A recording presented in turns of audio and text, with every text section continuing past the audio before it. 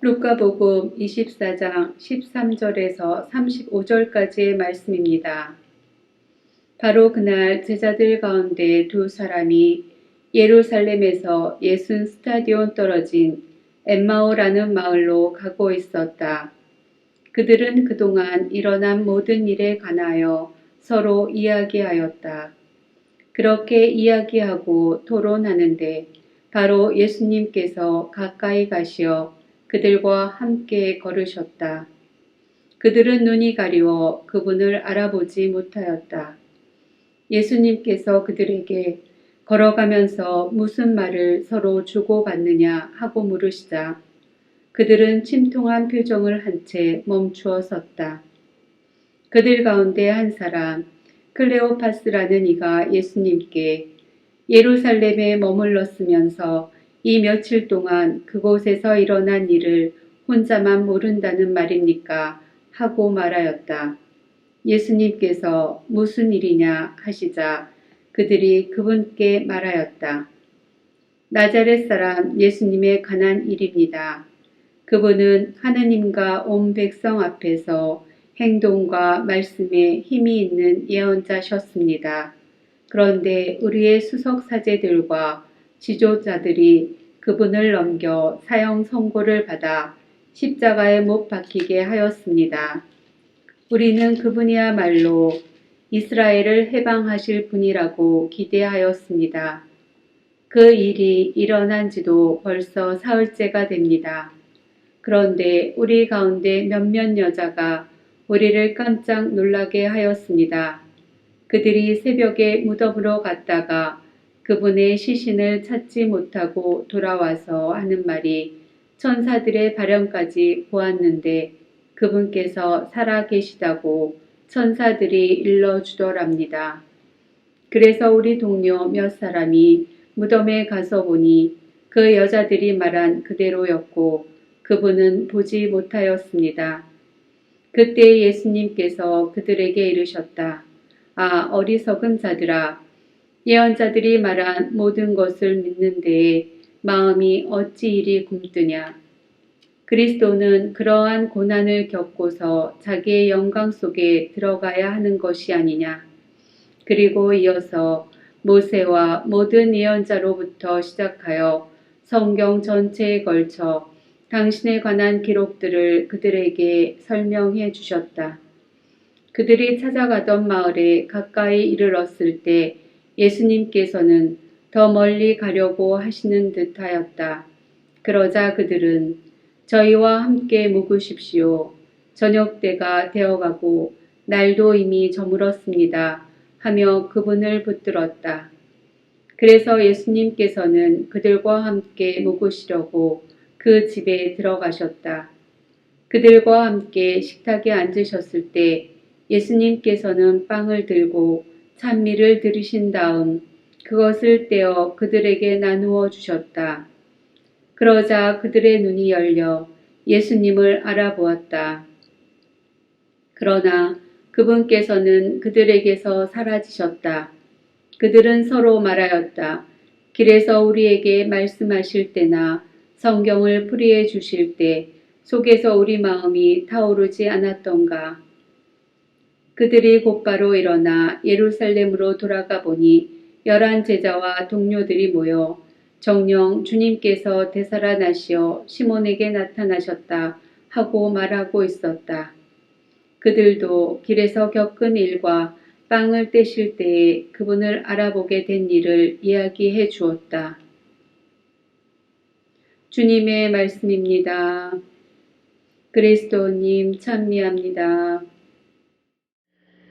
네, 그래서 지금 금방 내가 성체에 대해서 성경 말씀 중에 제가 가장 중요하고 가장 좋아하는 성경 말씀을 금방 들었습니다. 엠마오에 가는 길, 너무너무 어메이징한 스토리이고 그리고 미사에 대해서 우리 성체에 대해서 진짜 많이 가르치는 말씀이에요. 근데 먼저 이 성경 말씀을 이렇게 이해하려면 언제 이 일이 생겼는지 꼭 기억해야 됩니다.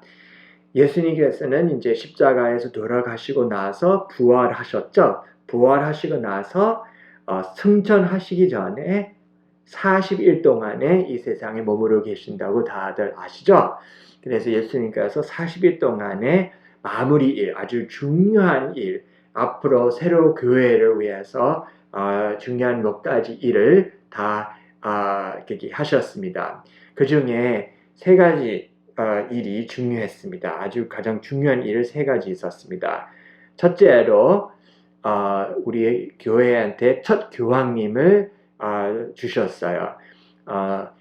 예수님이 사도 베드로를 다시 만나서 손을 잡아서 베드로, 너가 나를 사랑하느냐 막 3번을 물어봤잖아요. 그래서 베드로가 그럼 사랑합니다. 그래서 양을 돌보아 주라. 자의 양들을 이끌어 주라고 예수님이 꼭 이렇게 부탁했죠. 이렇게 명령하셨죠.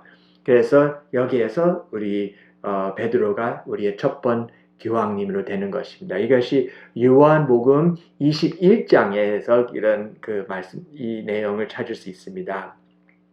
두 번째 예수님께서 하셨던 일이 가장 중요한 하나의 일이 고해성사를 시작했어요. 고해성사 그 권위를 사도들한테 주셨어요. 그것은 요한복음 20장에 찾을 수 있는 것이죠. 여기에 사도들이 다 모여 있었는데 예수님이 숨을 부르셨죠. 이렇게 숨을 부르시면서 성령을 받아라. 하나님 아버지께서 나를 보내신 것처럼 내가 너희들을 보낸다. 그리고 너희들이 용서를 하면 용서를 받을 거고 이렇게 용서하지 않으면 용서를 받지 않을 거다. 이런 비슷한 그런 말씀을 하셨어요. 그래서 여기에 이제 고해성사를 예수님이 사도들한테 맡기셨어요.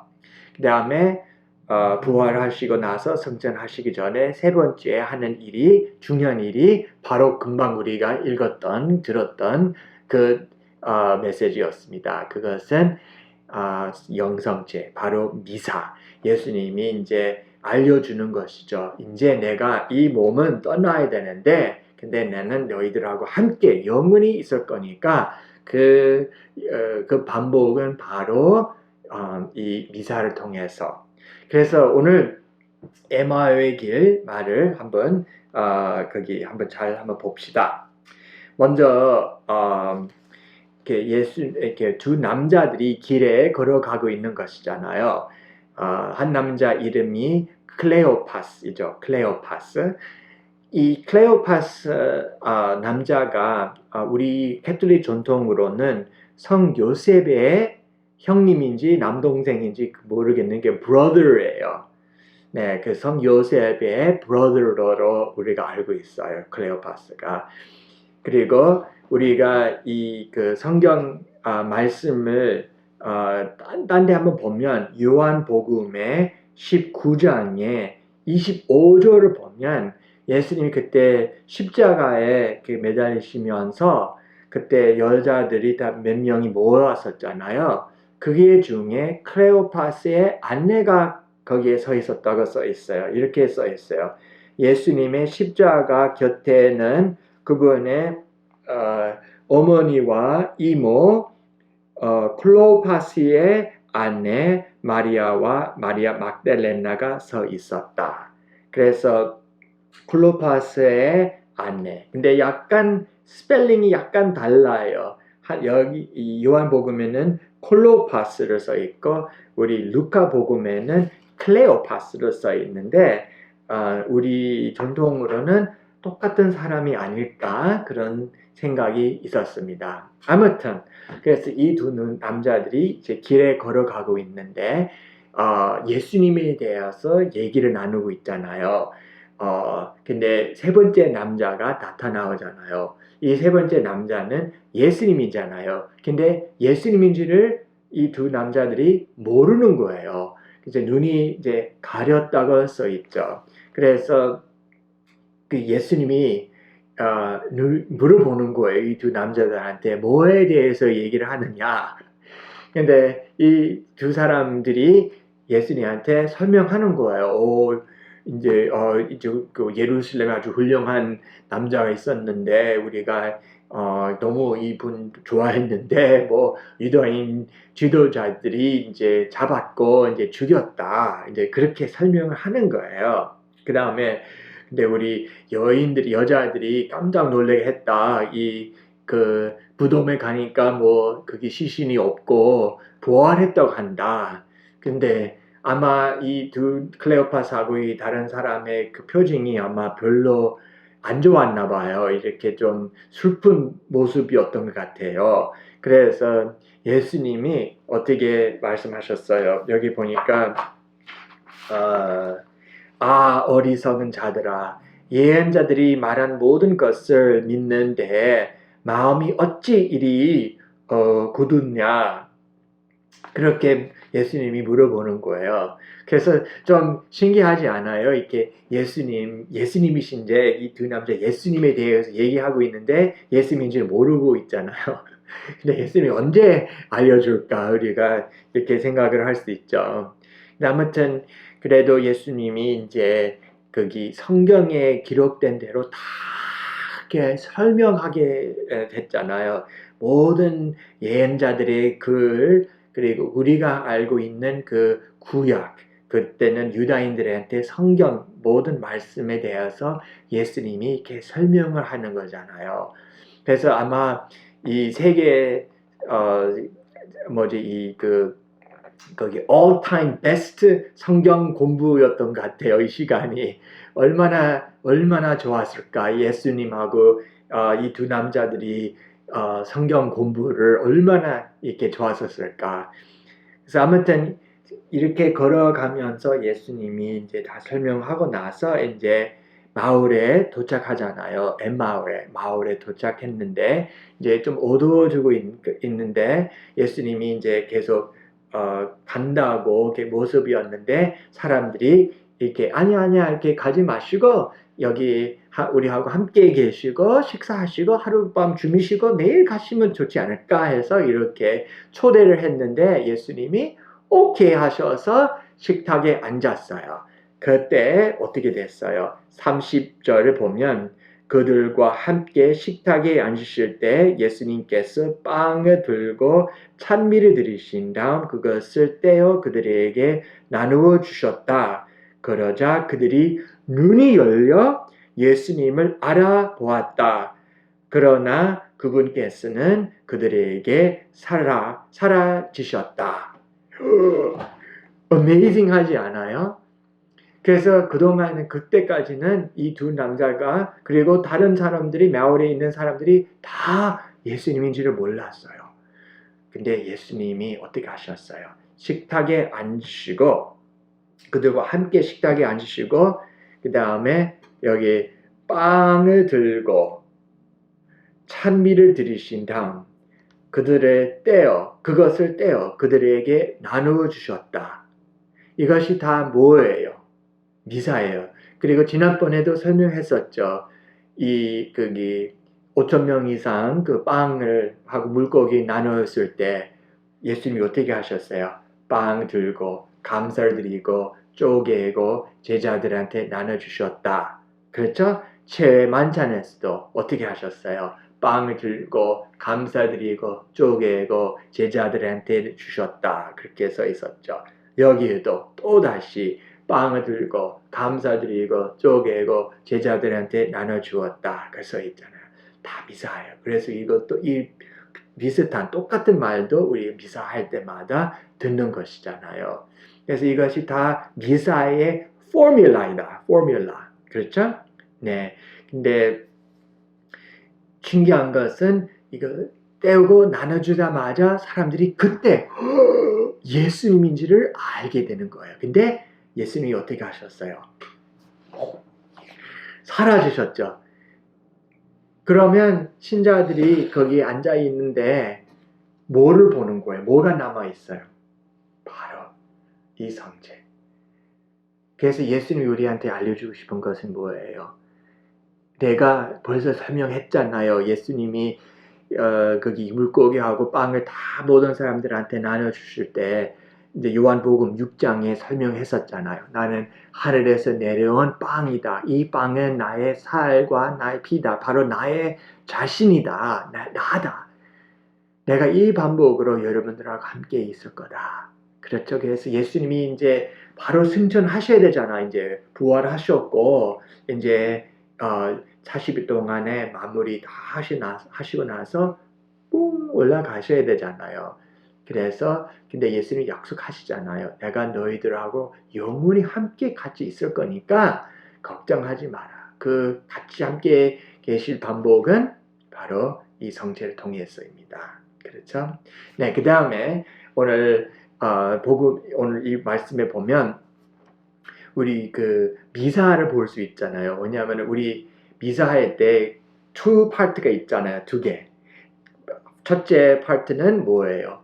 말씀의 전례. 두 번째 파트는 성찬의 전례잖아요. 그렇죠? 우리 미사할 때마다 말씀의 전례가 뭐예요? 우리 뭐 통해 기도하고 제1독서, 화답송, 제2독서, 그 다음에 복음 환호성, 그 다음에 복음 말씀, 그 다음에 강론, 그 다음에 신앙 고백, 그 다음에 보편 제한 기도. 그거 전체가 합쳐서 보면 말씀의 전례이죠. 그래서 이 그 독서대가 말씀의 제대를 부를 수도 있어요.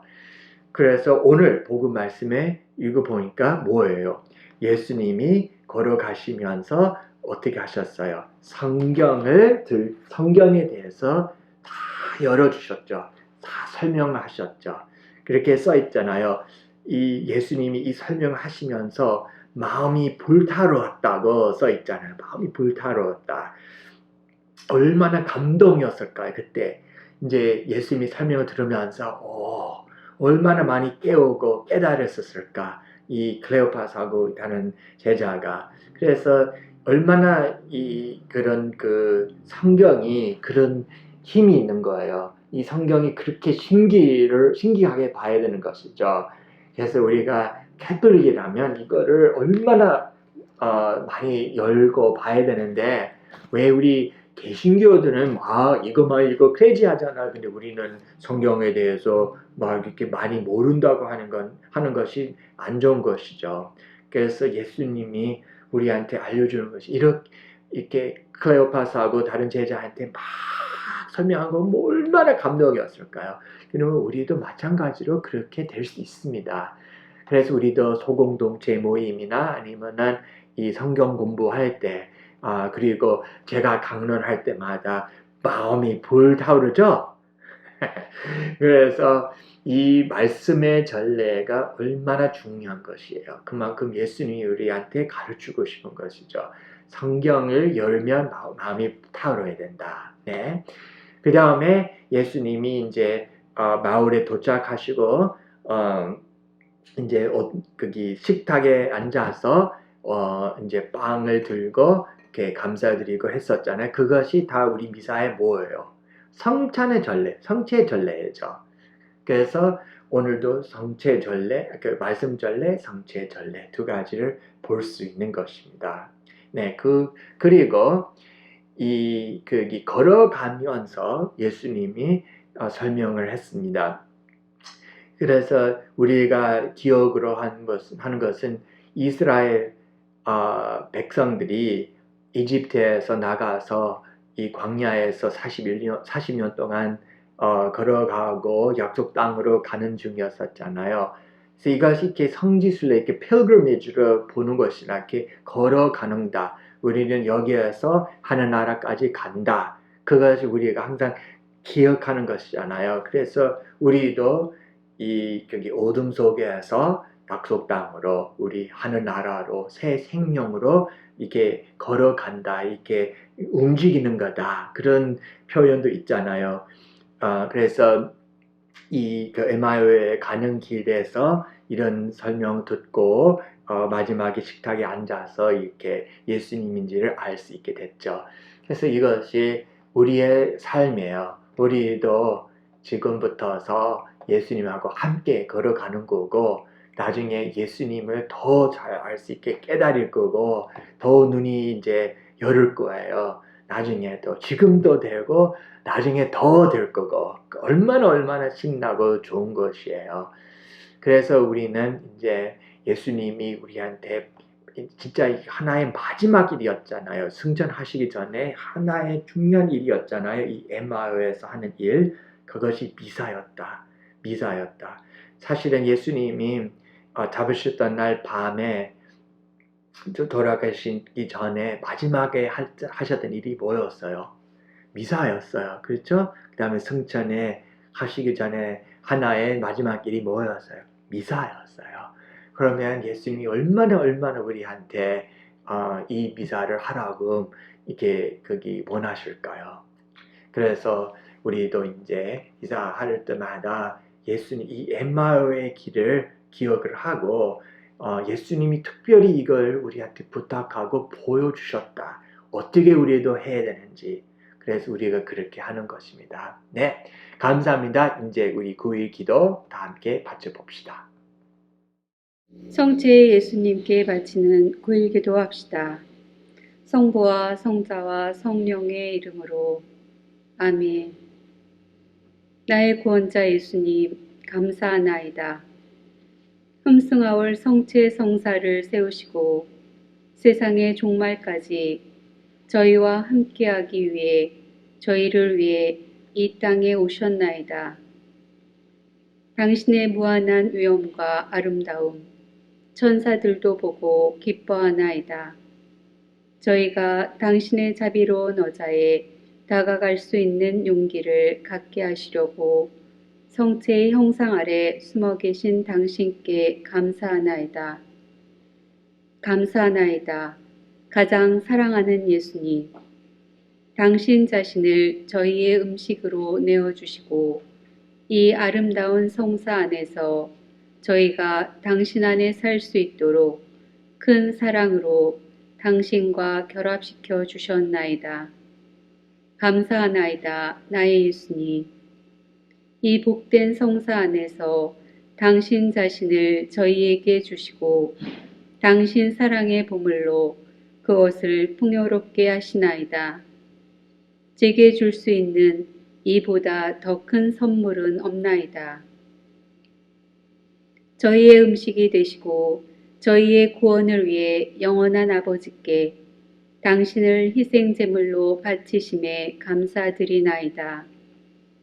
감사하나이다. 거룩한 대사제시여, 매일 제단에 당신 자신을 희생제물로 바치시고 가장 복되신 삼위일체께 흠승을 드리며 저희의 가난하고 보잘것없는 경배를 보상해 주셨나이다. 골고타 언덕의 십자가 희생을 매일의 미사 성제 안에서 새롭게 하심에 감사드리나이다. 주님은 가엾은 저희 죄인들을 위해 거룩한 당신의 정의를 채우시나이다. 감사하나이다, 사랑하는 예수님. 가장 고귀한 희생자가 되시어 제게는 하늘의 은혜가 충만하나이다. 당신의 그 믿음을 제 안에서 일깨워 주소서. 당신의 충만함을 제 영혼에 더욱 풍성하게 내려주소서. 하느님께 감사드리며 당신 자신을 봉헌하심에 감사하나이다. 주님께서 제게 주신 모든 영적, 현세적 유익에 감사하나이다. 아버지께 드리는 당신의 봉헌에 결합하여 미사 성제 안에서 특별 지향을 청하오니